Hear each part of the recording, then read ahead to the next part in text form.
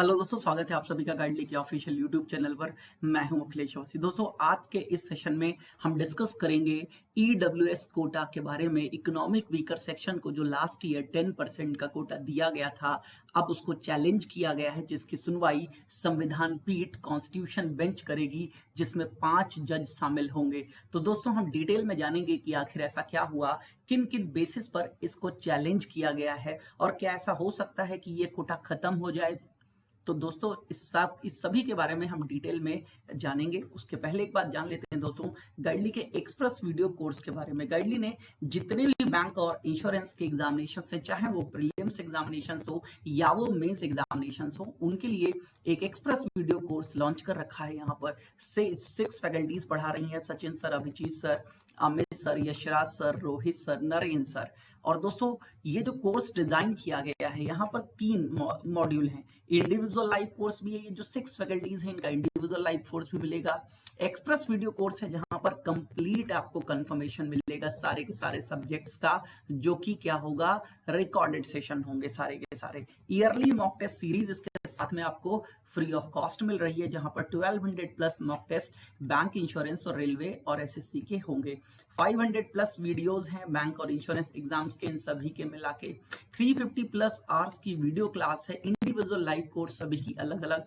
Telegram group अलग से उन लोगों का बनाया गया है जिन्होंने गाइडली एक्सप्रेस वीडियो कोर्स में पार्टिसिपेट किया है। तो दोस्तों, वहां पर मेंटरशिप करी जाती है, आपकी सारी प्रॉब्लम्स जो हैं वहां पर दूर करी जाती है। इसके लिए हमने बैंक के एक्सपर्ट्स या जो बैंक में काम कर रहे हैं उन लोगों को रखा हुआ है। देन लाइफ टाइम वैलिडिटी है इस कोर्स की, ये एक यूनिक फीचर है। मतलब ऐसा नहीं है आप 3 मंथ्स ही इसको एक्सेस कर पाओगे, 6 मंथ ही एक्सेस कर पाओगे। लाइफ टाइम वैलिडिटी मिलती है, जब तक आपका सिलेक्शन नहीं होता है तब तक आपको इस कोर्स में जो भी आगे अपडेट्स आते रहेंगे वो मिलते रहेंगे। इसको मोबाइल और डेस्कटॉप दोनों पे ही आप एक्सेस कर सकते हो। कॉस्ट रखी गई है 2249।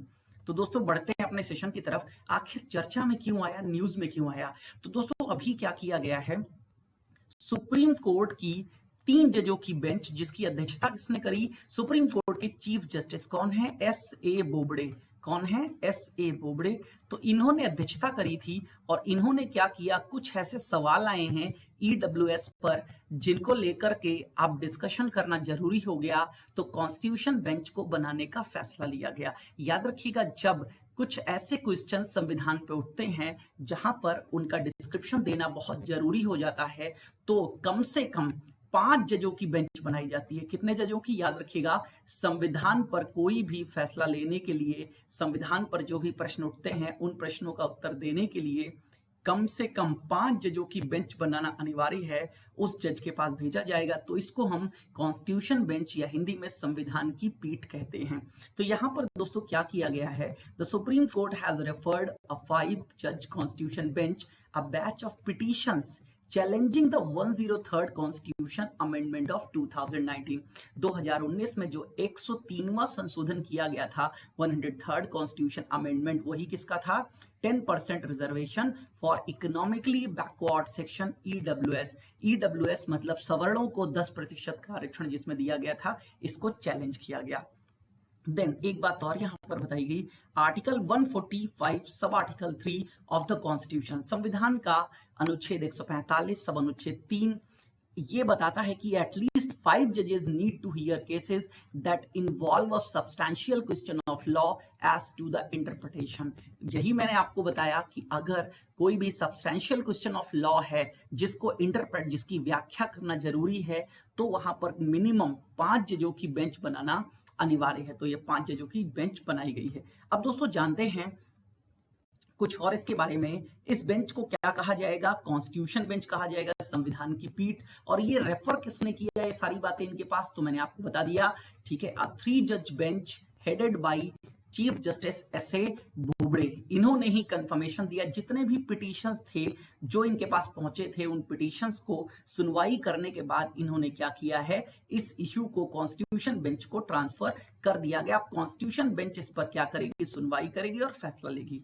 जानते हैं कुछ और इसके बारे में। इस समय रिजर्वेशन सिस्टम क्या है इंडिया का, देख लीजिए। एसटी को रिजर्वेशन मिला हुआ है 7.5% का, एससी को रिजर्वेशन मिला हुआ है 15% का, ओबीसी कंप्लीट होता है 27 में, और जो ईडब्ल्यूएस है ये 10%। टोटल जो आरक्षण इस समय देश में आता है वो आता है 59.50। आपके सामने लिखा हुआ है ये टोटल, ये भारत में इस समय आरक्षण की स्थिति है। देन आगे बढ़ते हैं। अब अमेंडमेंट जो है, अमेंडमेंट क्या हुआ था समझ लीजिएगा। जब अमेंडमेंट हमने 103rd अमेंडमेंट के बारे में थोड़ा ब्रीफ में हम बात कर लेते हैं। संविधान का 130वां संशोधन। It provides 10% reservation in government jobs and educational institution for EWS। जितनी भी गवर्नमेंट जॉब्स हैं, गवर्नमेंट जॉब्स में रिजर्वेशन, और जो एजुकेशनल इंस्टीट्यूशन है जहां पर आप दाखिला लेते हैं, एडमिशन लेते हैं, वहां पर भी 10% का रिजर्वेशन दिया जाएगा। किसको अमेंड करके? आर्टिकल 15 और article 16 that deal with the fundamental right to equality. Article 15 और 16 हम कहां पे बात करते हैं? ये राइट टू इक्वालिटी में आता है, याद रखिएगा। हम 12 जब हम कॉन्स्टिट्यूशन की बात करते हैं 12 से लेकर के 35 कॉन्स्टिट्यूशन का जो थर्ड पार्ट है उसमें हम क्या पढ़ते हैं? हम फंडामेंटल राइट्स के बारे में जानते हैं। और आर्टिकल 14 से 18 ये जो है ये क्या है? ये है राइट टू इक्वलिटी, समानता का अधिकार। तो आर्टिकल 15 बदला गया और आर्टिकल 16 में अमेंडमेंट किए गए, तब इस रिजर्वेशन को ऐड किया गया। अब देखिएगा क्या है यहाँ पर। While article 15 prohibits discrimination on grounds of religion, race, caste, sex और प्लेस ऑफ बर्थ। जो आर्टिकल 15 है समानता से संबंधित, वो ये बताता है ये 5 ग्राउंड है, इन पर कोई भी आप डिस्क्रिमिनेशन नहीं कर सकते हैं, वो प्रोहिबिटेड है। मतलब धर्म के आधार पर कोई भेदभाव नहीं होगा, रेसिज्म मतलब गोरे काले की बात हम नहीं करेंगे यहाँ पर, कास्ट जाति, सेक्स मतलब लिंग मेल या फीमेल, और प्लेस ऑफ बर्थ का जहां पे कोई पैदा हुआ है। अभी तक जब तक आर्टिकल 370 स्क्रैप नहीं हुआ था जेएंडके में, तब तक ऐसा था कि जेएंडके में जो भी प्लेस ऑफ बर्थ था तो वहां पर क्या है, समानता नहीं मिल पाती थी, चीजें बदल जाती थी, लेकिन अब ऐसा नहीं है। और आर्टिकल 16 क्या कहता है? ये गारंटी देता है equal opportunity in matters of public employment. जितनी भी गवर्नमेंट जॉब्स हैं, आर्टिकल 16 ये बताता है वहां पर सभी को इक्वल अपॉर्चुनिटी मिलनी चाहिए। तो इसमें बदलाव किया गया। आर्टिकल 15 में सब क्लॉज 6 जोड़ा गया, आर्टिकल 16 में भी सब क्लॉज 6 जोड़ा गया, which giving parliament to the power, जो कि पार्लियामेंट को पावर देते हैं to make special laws for EWS. जो आप क्या कर सकते हो, ईडब्ल्यूएस जो इकोनॉमिक वीकर सेक्शन लोग हैं उनके लिए स्पेशल लॉज बनाओगे, क्योंकि स्पेशल लॉज बनाओगे तो वो लोगों से फिर समान नहीं रहना, अलग हो जाएंगे, तो आपको चेंज करना पड़ेगा। तो यही चेंज था 15(6) और 16(6). It does like it does for scheduled caste, scheduled tribe and other backward classes। जब इनके लिए भी किया गया था तो इनमें चेंजेस किए गए थे, सेम एज ईडब्ल्यूएस के लिए भी किया गया तो इसमें चेंजेस किए गए। देन आगे बढ़ते हैं। अब what are the ground of challenge?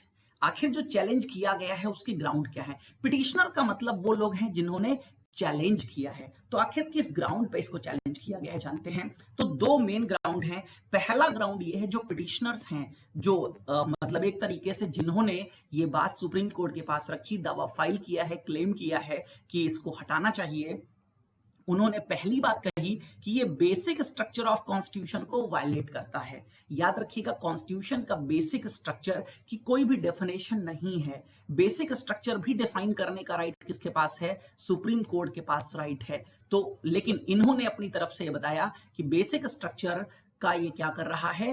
Violet कर रहा है। दूसरा इन्होंने बताया second, the amendment on the ground that violets. एक केस की इन्होंने बात करी जो कि 1992 में हुआ था, जिसका नाम था इंदिरा सोने वर्सेस यूनियन ऑफ इंडिया। इस केस में ये निर्णय लिया गया था कि 50% से ज्यादा कास्ट बेस्ड रिजर्वेशन नहीं होगा। मतलब टोटल आरक्षण जो है वो 50% से ज्यादा कभी भी क्रॉस नहीं कर सकता। तो ईडब्ल्यूएस के पहले जो मैंने आरक्षण की स्थिति बताई है तो 59.5 कंप्लीट बताई थी ना, तो उसके पहले कितना था? 49.5। दैट्स वाई ये जो आरक्षण था ये 50 के नीचे था। लेकिन ईडब्ल्यूएस को जब आरक्षण दिया गया तो ये 59.5 हो गया। तो जो ये पिटिशनर्स हैं इन्होंने कहा कि ये इस केस का जो निर्णय था ना, जो इस केस की वर्डिक्ट थी, उसको भी आप क्या कर रहे हो? उसको आप वायलेट कर रहे हो। In the ruling, the court held that economic backwardness cannot be the sole criterion for identifying backward classes।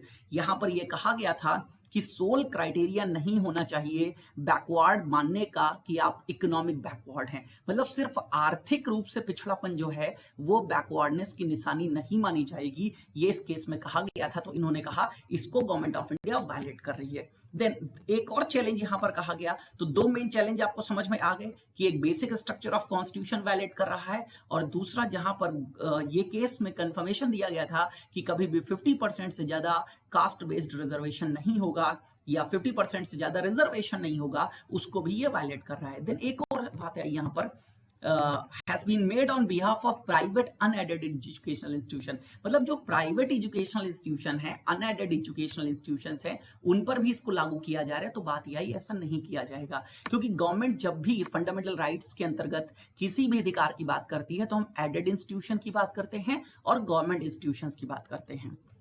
तो ये तो हो गए ग्राउंड्स ऑफ चैलेंज। देन आगे समझते हैं, अब गवर्नमेंट ने क्या क्या आर्ग्यूमेंट दिया है इस पर।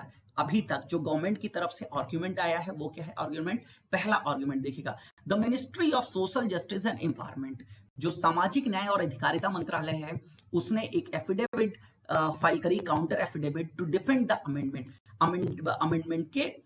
को डिफेंड करने के लिए, बचाने के लिए। When a law is challenge, जब कभी भी कोई जो नियम होता है, जो लॉ होता है, अगर वो चैलेंज किया जाता है, तो बात आई कि आखिर चैलेंज किया गया तो बर्डन ऑफ प्रूफ किसके पास जाएगा। ये लीगल लैंग्वेज होती है, कोर्ट की लैंग्वेज होती है, समझिएगा कि मतलब मैंने कहा ये चीज गलत है तो उसको प्रूव करने की बात हम पे जाएगी, हम प्रूव करें कि आखिर ये गलत कैसे है। तो burden of proving it unconstitutional lies on the petitioners. अब पिटिशनर्स ये प्रूव करें कि ये जो है ये अनकॉन्स्टिट्यूशनल काम किया गया है। Then the government argued that article 46 of the constitution, article 46 समझिएगा कहां पे है, 36 से लेकर के 51 तक हम पार्ट 4 की बात करते हैं, जिसमें डीपीएसपी की बात करते हैं, directive principles of state policy.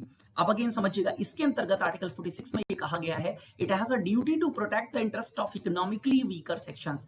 यहां पे बात कही गई है कि जो गवर्नमेंट है, जो सरकार है, उसकी ये ड्यूटी होगी, जो इकोनॉमिकली वीकर सेक्शंस होंगे उनके भी इंटरेस्ट को क्या करना है, प्रोटेक्ट करना है। तो उसी के बिहाफ पर इन्होंने ये काम किया, ये इन्होंने कहा। Then on the challenge that the amendment violate the basic structure, अब इस पर सरकार ने क्या कहा, जब उन लोगों ने, जो पिटिशनर्स हैं, उन्होंने कहा कि बेसिक स्ट्रक्चर को आप वायलेट कर रहे हो, तो पहली बात तो बेसिक स्ट्रक्चर की कोई प्रॉपर डेफिनेशन नहीं है। लेकिन गवर्नमेंट ने इसमें एक बात कही कि बेसिक स्ट्रक्चर तो तब वायलेट होगा जब कोई बहुत बड़ा चेंज होगा। यहां पर इसको करने से संविधान में कोई बहुत बड़े बदलाव नहीं आए, तो यहां पर हम बेसिक स्ट्रक्चर की बात नहीं मानेंगे। The government argued that to sustain a challenge against a constitutional amendment, it must be shown that the very identity of the constitution has been altered। मतलब ये पता लगना चाहिए कि कॉन्स्टिट्यूशन की जो आइडेंटिटी है वो बदल रही है। ऐसा करने से हमारे संविधान की कोई भी आइडेंटिटी नहीं बदल रही है। Then countering the claims the amendment violates the Indira Sahni principles, मतलब जो मैंने केस की बात करी 1992 के, तो इस पर भी गवर्नमेंट ने क्या कहा, इस पर गवर्नमेंट ने अगेन 2008 की एक रूलिंग बताई।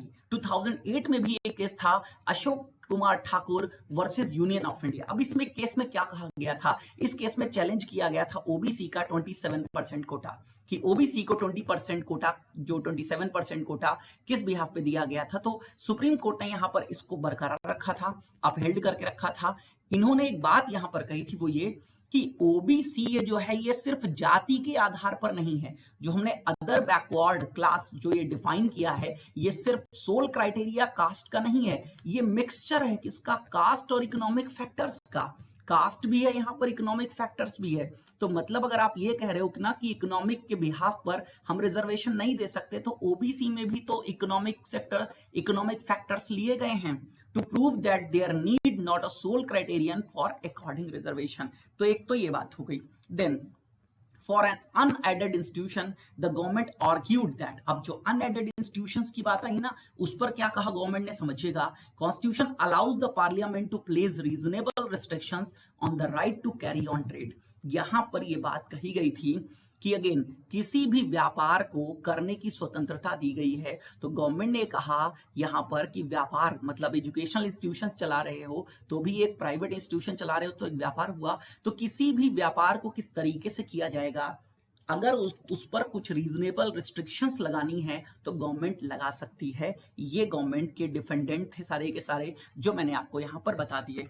अब what are the term of reference framed by the court. Sir जो कोर्ट है, जो ये 5 5 मेंबर्स कॉन्स्टिट्यूशनल बेंच है, ये किन किन चीजों पर सुनवाई करेगी वो समझिएगा। The Supreme court agreed that the case involved at least 3 substantial question of law. यहां पर 3 क्वेश्चन ऑफ लॉ आ गए जहां पर इसको क्या करना है, डिफाइन करना है। Whether economic criteria alone can not be the basis to determine backwardness, मतलब सिर्फ इकोनॉमिक क्राइटेरिया अकेले क्या ये बेसिस नहीं है बैकवर्डनेस को डिफाइन करने का। मतलब अगर कोई व्यक्ति आर्थिक रूप से पिछड़ा हुआ है तो क्या हम उसे पिछड़ा नहीं मानेंगे, एक तो ये क्वेश्चन। दूसरा क्वेश्चन ये है, EWS quota exceeds the ceiling cap of 50% set by the court. क्या ये जो ईडब्ल्यूएस को 10% रिजर्वेशन दिया गया है, क्या ये जो कोर्ट ने 50% जो ये सीलिंग सेट करी थी, क्या उस सीलिंग को ही ये क्या कर रहा है, एक्सीड कर रहा है। देन तीसरा है the right of unaided private educational institution. जो प्राइवेट एजुकेशनल इंस्टीट्यूशंस हैं, जो निजी शिक्षण संस्थान हैं, उनके हम राइट्स की बात करेंगे यहाँ पर। तो ये 3 मेन क्वेश्चंस हैं जो कॉन्स्टिट्यूशन की बेंच में डिस्कस किए जाएंगे। तो ये मैंने आपको सारी चीजें यहाँ पर बता दी। ईडब्ल्यूएस के रिजर्वेशन के बारे में बता दिया, इंडिया में रिजर्वेशन की क्या स्थिति है इसके बारे में मैंने आपको बता दिया, और गवर्नमेंट ने क्या अब तक आर्ग्यूमेंट दिए हैं, और आगे अब संविधान की जो पीठ है, 5 जजों की ये जो बेंच है, 5 जज बेंच, ये क्या क्या डिस्कशन करेगी, ये मैंने आपको बता दिया। I hope subscribe now and press the bell icon, never miss an update. मिलते हैं नेक्स्ट सेशन में दोस्तों। Thank you, thanks a lot.